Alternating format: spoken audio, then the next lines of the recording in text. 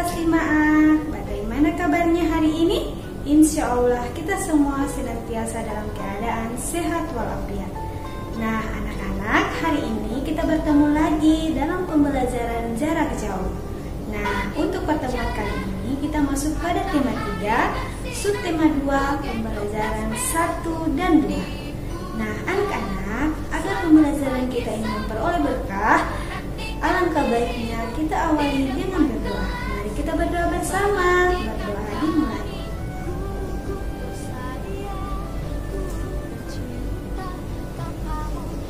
Alhamdulillahirobbilalamin. Berdoa selesai. Nah, untuk penjelasannya silakan disimak ya anak-anak. Baiklah anak-anak, hari ini materi yang akan kita pelajari yang pertama, iklan media cetak dan elektronik. Yang kedua, ciri-ciri bahasa iklan. Yang ketiga, gangguan pada sistem pencernaan. Yang keempat, properti pada tarian daerah. Nah, anak-anak, itulah topik yang akan kita bahas pada hari ini. Selanjutnya, tujuan pembelajaran yang akan anak-anak capai. Yang pertama, setelah membaca, siswa mampu menjelaskan perbedaan iklan media cetak dan media elektronik. Kedua, melalui penjelasan guru, siswa mampu menyebutkan ciri-ciri bahasa iklan. Yang ketiga, melalui penjelasan guru, siswa mampu menjelaskan macam-macam gangguan pada organ pencernaan. Yang keempat, melalui penjelasan guru, siswa mampu menjelaskan pengertian properti pada tarian. Nah, anak-anak, mari kita membaca bersama percakapan antara Dayu dan teman-temannya. Mari kita simak bersama. Semalam aku melihat iklan tentang obat sakit perut baru untuk anak-anak di televisi loh. Udin, wah sudah ada iklan baru lagi. Sepertinya itu produk baru ya. Dayu, betul. Iklan itu menarik karena iklannya dibuat seperti film.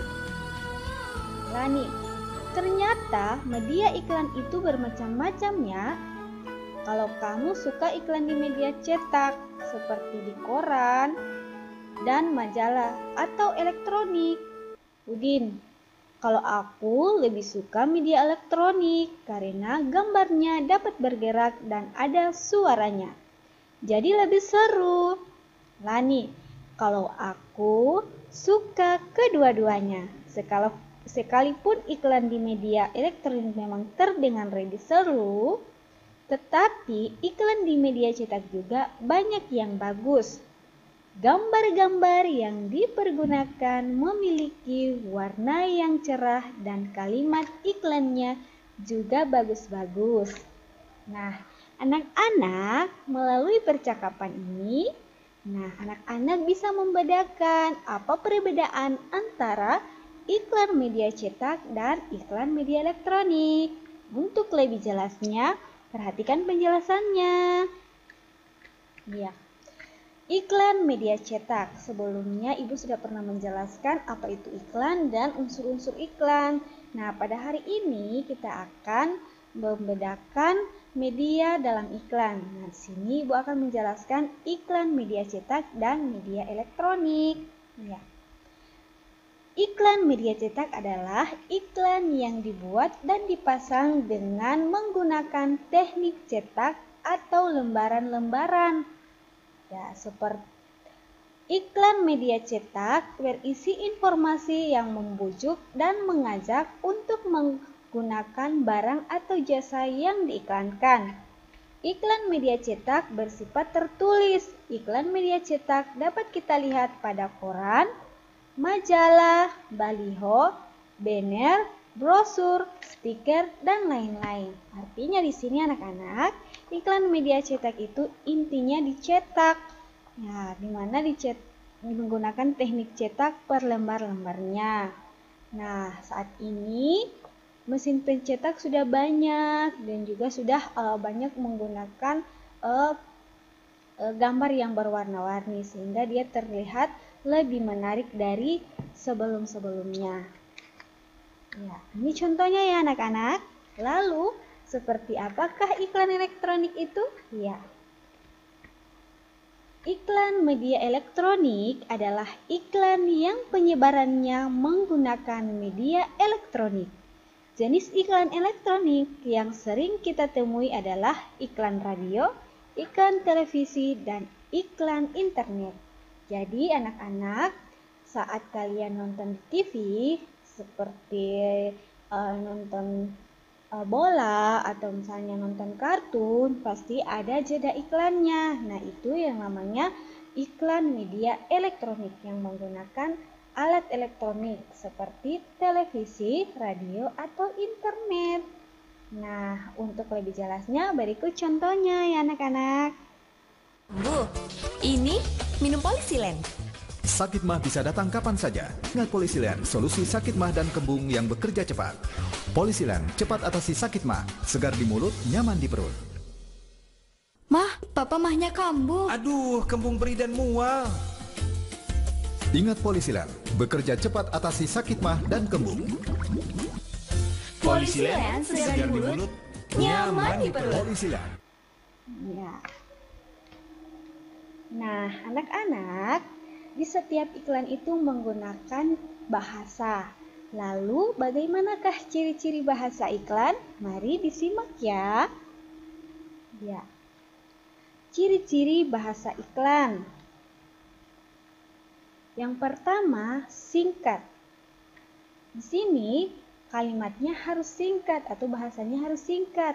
Mana menggunakan kalimat yang singkat dan tidak terbelit-belit. Yang kedua, jelas. Jadi kita harus menggunakan kalimat yang jelas dan tepat sasaran. Penggunaan kalimat harus jelas dan tulisan dibuat menonjol baik dari segi warna dan ukuran tulisan. Yang ketiga, mudah dipahami. Bahasa yang digunakan dalam pembuatan iklan harus menggunakan bahasa yang mudah dipahami dan tidak terbelit-belit. Artinya, yang keempat, menarik. Bahasa yang digunakan dalam pembuatan iklan harus menarik dan mudah diingat, serta permainan warna yang baik semakin membuat iklan tersebut akan mempunyai daya tarik.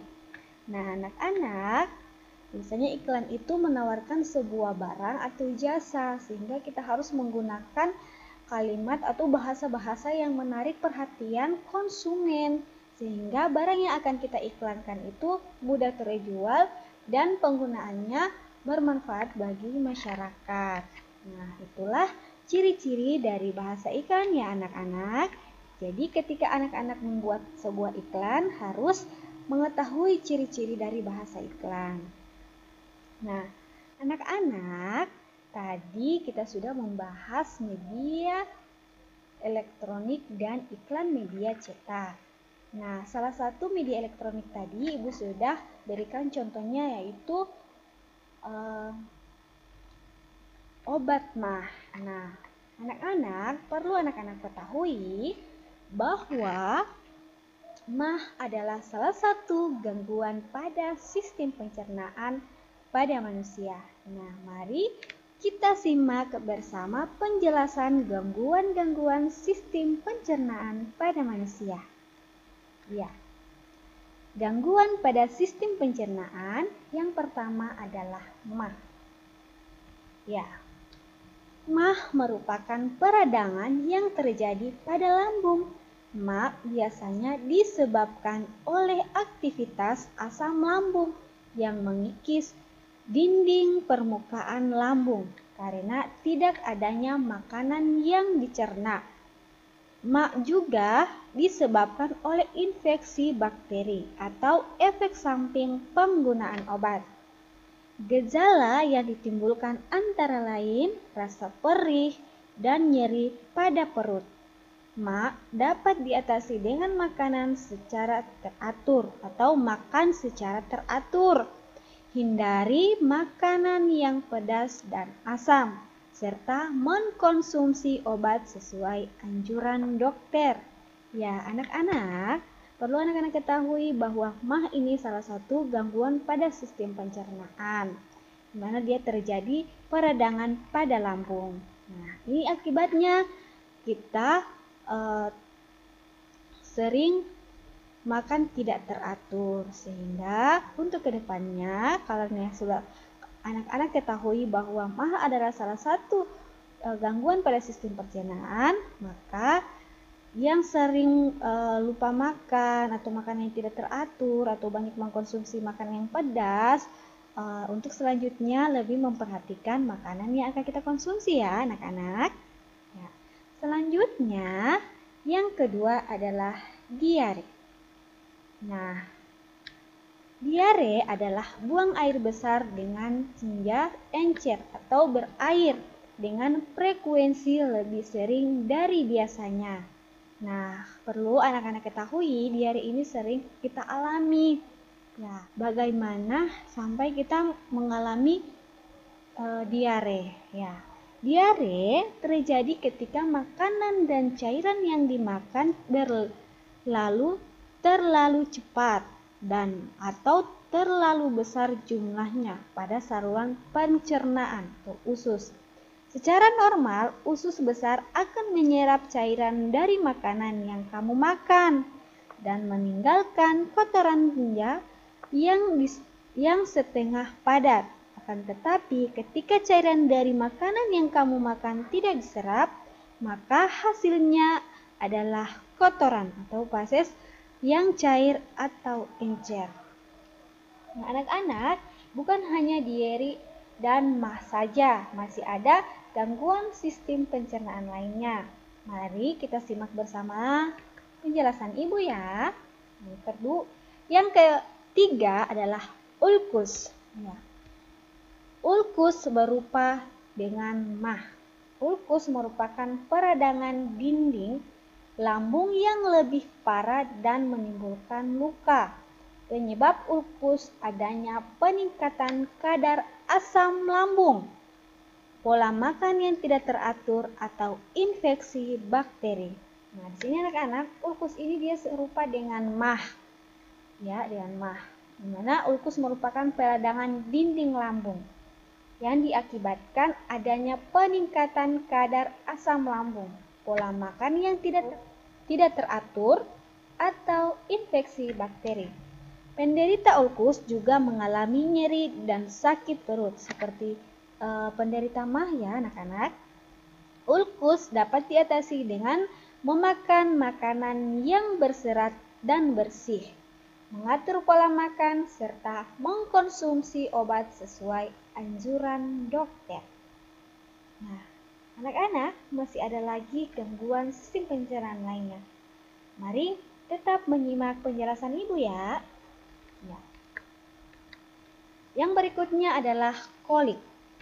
Nah, kolik merupakan gangguan sistem pencernaan yang menyerang usus atau lambung.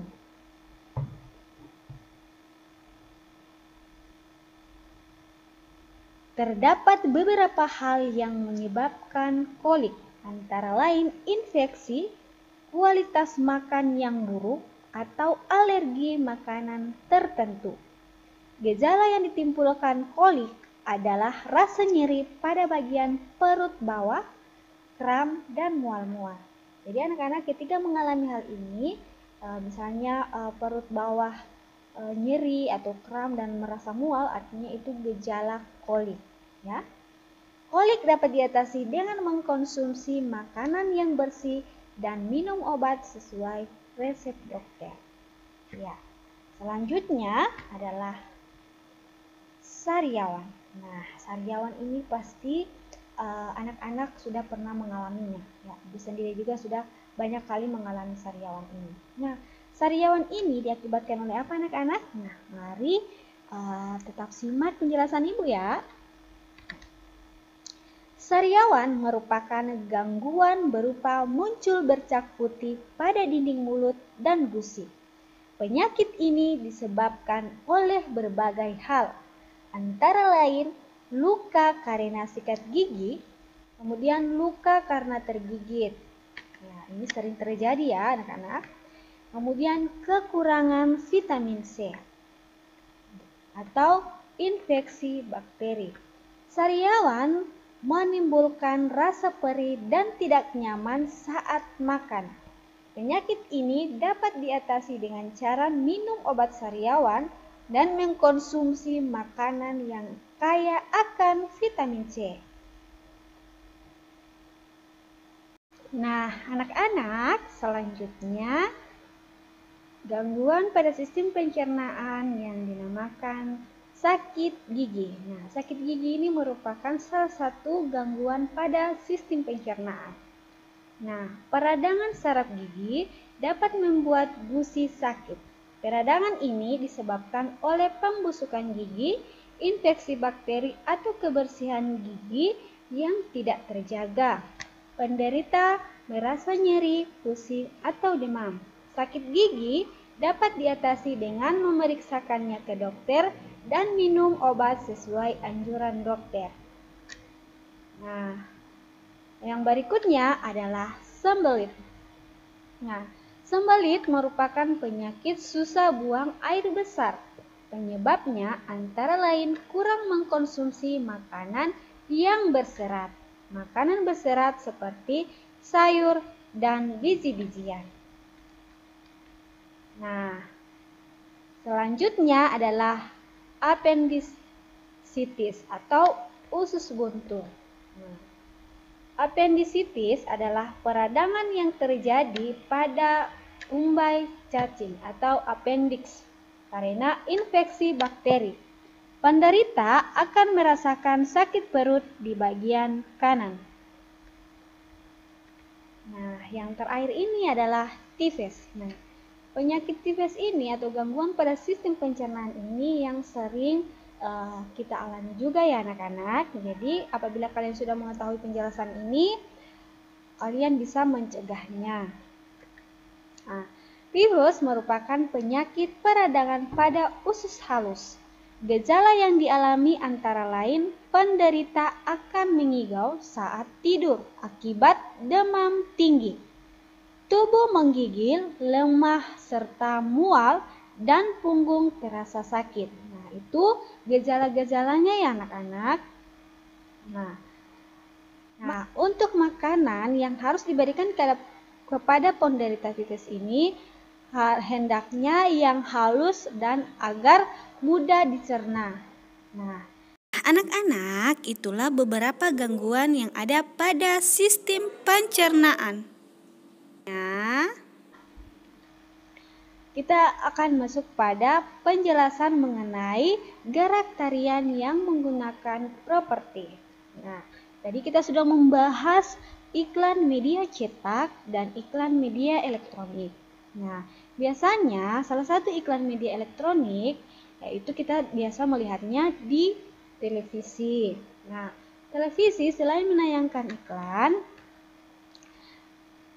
salah satu media elektronik kita dapat melihat iklan tentang keberagaman yang ditayangkan di televisi. Jadi selain iklan sabun, iklan produk-produk lainnya, kita juga bisa melihat iklan tentang keberagaman budaya.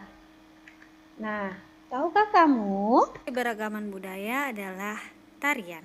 Gerakan dalam tari memiliki makna dan fungsi untuk menyampaikan maksud-maksud tertentu dalam tarian. Nah, dalam tarian itu, anak-anak biasanya sering melihat ada yang menggunakan salendang, ada yang menggunakan piring, ada yang menggunakan kipas. Nah, itu yang dinamakan properti yang digunakan untuk melengkapi tarian dan membantu menyampaikan makna sebuah tarian. Sebuah tarian akan semakin menarik jika penari menggunakan properti yang sesuai dengan tema yang dibawakan dalam sebuah tarian. Nah, jadi anak-anak, perlu anak-anak ketahui bahwa properti ini untuk melengkapi sebuah tarian dalam menyampaikan makna atau tema yang akan dibawakan dalam sebuah tarian. Misalnya kita melakukan tarian topeng, ya otomatis salah satu properti yang digunakan adalah topeng untuk melengkapi tarian tersebut agar lebih menarik dan makna atau tema yang disampaikan itu tersalurkan kepada penonton atau kepada yang menyaksikan tarian itu. Nah, anak-anak, kalian perhatikan contoh tarian berikut. Nah, ada gambar A dan ada gambar B. Mari kita jelaskan properti dari masing-masing gambar ini. Anak-anak bisa melihat, ya, gambar A ini menggunakan properti apa, dan gambar B ini menggunakan properti apa. Mari simak penjelasan Ibu ya. Nah, tarian pada gambar A adalah tarian kuda lumping atau jaran kepang yang menggambarkan sekelompok prajurit berkuda. Properti yang digunakan adalah anyaman yang berbentuk kuda. Nah, selanjutnya gambar kedua adalah tari polo-palo. Nah, tari polo-palo ini adalah